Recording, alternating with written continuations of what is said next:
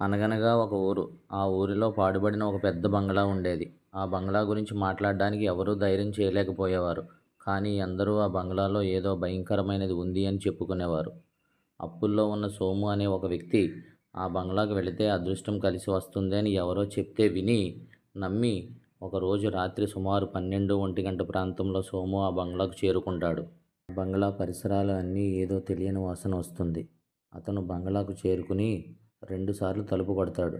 రెండవసారి తలుపు దానంతట అదే తేరుకుంటుంది. అతను భయంతో లోపలికి చూస్తాడు. లోపల చీకటిలో ఒక రూపం అతనికి కనిపిస్తుంది. లోపల ఉన్న వ్యక్తి, నీకు సంపద కావాలా అని గట్టిగా ప్రశ్నిస్తాడు.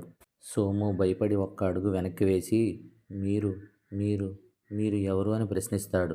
ఆ అజ్ఞాత వ్యక్తి, ఇప్పుడు పరిచయాలు ముఖ్యం కాదు, నేను నీకు ఏమి ఇవ్వగలను అనేదే ముఖ్యమని ఒక్కసారిగా బంగారు నాణాల వర్షం నేలపై కురిపిస్తాడు.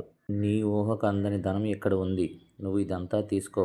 కానీ దానికి బదులుగా నాకు ఒకటి చెయ్యి అని ఆ అజ్ఞాత వ్యక్తి అంటాడు.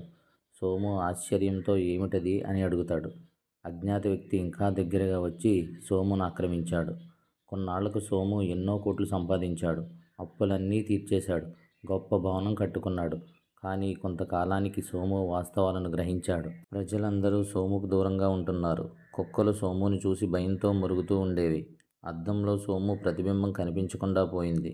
ఆ తరువాత రాత్రిపూట వింత వింత శబ్దాలు సోముకు వినిపించాయి. సోము నడుస్తుంటే వెనుక ఎవరో వస్తున్నట్లుగా శబ్దం వినిపించేది. ఒకరోజు రాత్రి నిద్రపట్టక లేచి చూస్తే సోముకు ఎవరో మరొక రూపం కనిపించింది. నువ్వు నాకు కావాలిరా అని ఆ అదృశ్య రూపం సోముని మింగేస్తుంది. ఇలాంటి కథలు మరిన్ని కావాలి అంటే మన ఛానల్ని లైక్ చేయండి, షేర్ చేయండి, సబ్స్క్రైబ్ చేయండి.